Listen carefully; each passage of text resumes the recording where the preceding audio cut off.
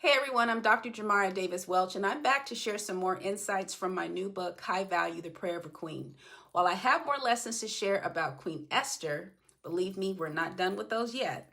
Today I want to pivot a bit and look at something different. We're going to explore what we can learn from her enemy, Haman. Specifically, we're going to talk about the danger of pride. But before we get started, go grab yourself some of your favorite tea. I've got mine right here. This is some Jasmine Pearls green tea from the Spice and Tea Exchange.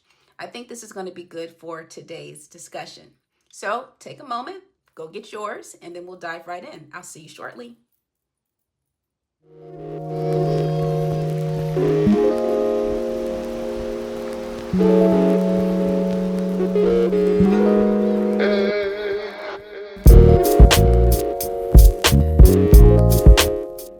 Welcome back. Now that you've got your tea, let me tell you something interesting about Haman that most people don't know.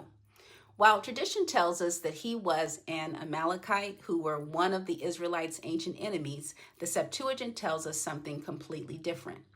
According to the Septuagint, Haman was actually a Macedonian. In other words, he was Greek. And for those who might not know, the Macedonians were an ancient Greek people from the region of Macedonia in northern Greece. Think Alexander the Great. He was Macedonian.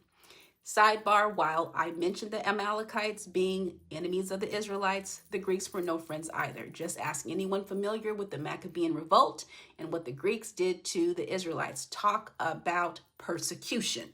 But that's tea for another day.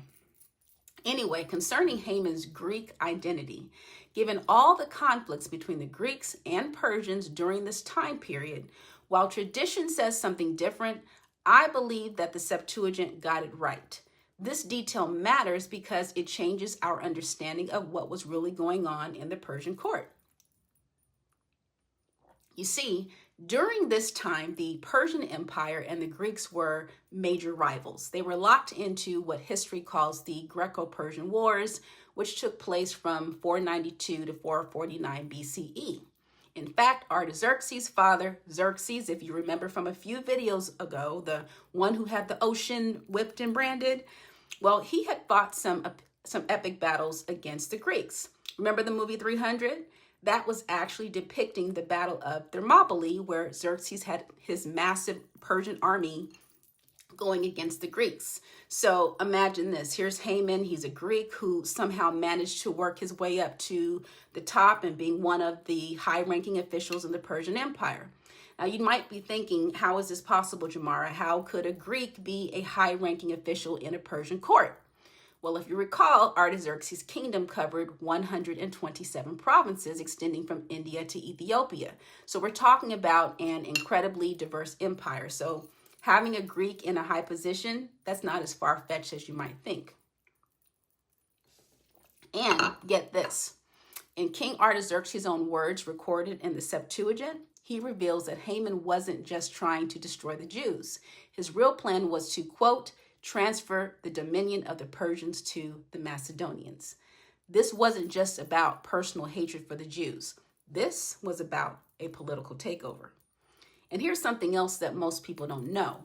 According to the Septuagint, Haman's hatred for Mordecai, it wasn't just about Mordecai not bowing to him. The Septuagint tells us in chapter 1 that Haman was furious because Mordecai had exposed 2 chamberlains who were plotting to assassinate the king. Think about it. If you were planning a political takeover, wouldn't you be upset with someone who just foiled what could have been a perfect opportunity? Now, aside from how wrong Haman was trying to take over a kingdom that didn't belong to him and plotting against Mordecai and his people, this man had a serious problem with pride.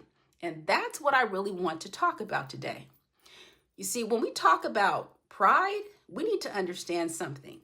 God takes this very seriously. In fact, Proverbs 6:16 through 19 tells us there are 7 things God hates. And right at the top of that list, a proud look. In other words, a haughty spirit. That's not by accident. James chapter 4, verse 6 puts it plainly. God resists the proud, but gives grace to the humble. Think about that. God himself actively resists proud people. And Haman, Well, he was the walking definition of pride. Let me give you an example. Remember how he left Esther's first dinner party? The Bible tells us he was so full of himself, bragging to everyone about how he was the only one invited to dine with the king and queen. He's literally counting his blessings out loud, showing off about his wealth, his position, his children, his promotion. But in the same breath, he says, none of it matters because one person, Mordecai, won't bow to him. I'm like, dude, are you serious? Think about that for a minute. This man had everything: money, power, respect, position, family. But his pride was so massive that one person not bowing to him consumed his thoughts. That's what pride does. It blinds you to your blessings and makes you obsess over one thing, over the one thing you think that you're being denied. But Haman wasn't the only one in this story with the pride problem. Remember Artaxerxes? Oh yes, I'm going there. Let's talk about it. This man spent 180 days. That's 6 months, showing off his kingdom's wealth to all his nobles. I'm like, who does that? On top of that, after the 6 months show and tell, he throws a 7-day turn up to top off the tour. And in his drunken pride, he orders his most beautiful wife, Vashti, to come to the party so he could show her off to a room full of equally drunken men. Do you see the issues here? And speaking of kings and pride, let me tell you about another powerful ruler who learned this lesson the hard way. Nebuchadnezzar. Picture this. He's standing on his palace roof in Babylon, looking out at his kingdom, and he says, "Is not this great Babylon which I have built for my mighty power and for the glory of my majesty?" The words hadn't even finished leaving his mouth when God humbled him, turned his mind into that of an animal, had him eating grass like cattle for 7 years until he learned his lesson. Now, let me be clear about something. There's a big difference between pride and confidence. Being confident in your God-given gifts and talents, that's not pride. Acknowledging your achievements while giving glory to God, that's not pride. But when you start thinking it's all about you and that you did it all on your own, that's when you're in dangerous territory. Look at what happened to Haman. His pride was so massive that when the king asked what should be done for the man whom the king delights to honor, he automatically assumed the king was talking about him. He couldn't even imagine that someone else might deserve honor. And what happened? He ended up having to parade Mordecai through the streets, announcing his honor to everyone. And I'm sure we've all encountered prideful people. For example, think of the extremely gifted person who's so full of themselves, walking around with this chip on their shoulder, making sure everyone knows just how talented they are. And I don't care how gifted you are, arrogance is never a good look. In fact, it's actually nauseating. And don't not be talented and then think you're all that. I don't know what's worse between the two. Now, on the flip side, you meet someone else who is extremely gifted and talented. They are confident in their abilities, yet they are so humble. They're just really down to earth. And sometimes they're actually unaware of just how good they are. That's a breath of fresh air. That's the difference between pride and confidence. One repels people, the other draws them in. This is exactly what we see playing out in the story with Haman. Here's a man who had risen to become the king's closest advisor in the greatest empire of his time. He had genuine achievements, real talent, but his pride made him so unbearable. So much so that when his fall came, even his own wife and friends could see it coming. They told him, "If Mordecai is of the race of the Jews, you will surely fall." They knew that pride comes before destruction. But here's what really gets me about pride. It doesn't just affect the proud person. Pride creates a ripple effect that hurts everyone around you. Look at what Haman's pride almost cost. An entire people group was nearly wiped out. His pride didn't just bring about his own destruction, it threatened the lives of countless others, including his own family. Remember, his sons were executed too. That's what pride does. It doesn't just destroy you, it can take down your whole household. And you know what's interesting? Pride often masks insecurity. Think about it. Haman had everything, but he couldn't enjoy any of it because one man wouldn't bow to him. That's not the behavior of someone who's truly secure in themselves.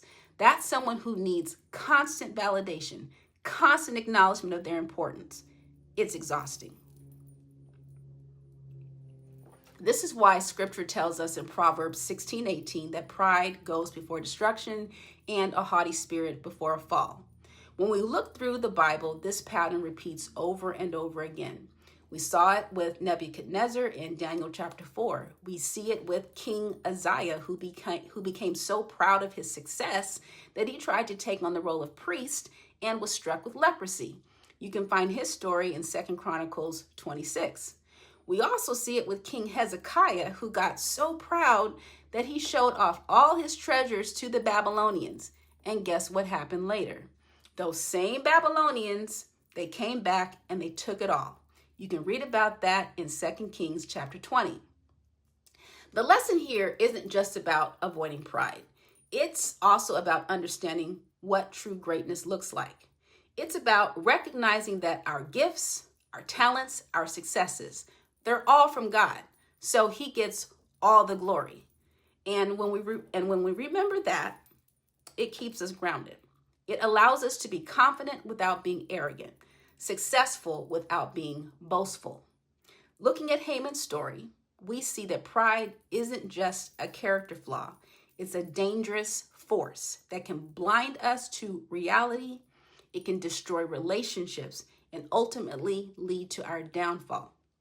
Whether it's in the workplace, at school, in ministry, or in our own personal lives, pride can turn what could have been a blessing into a curse.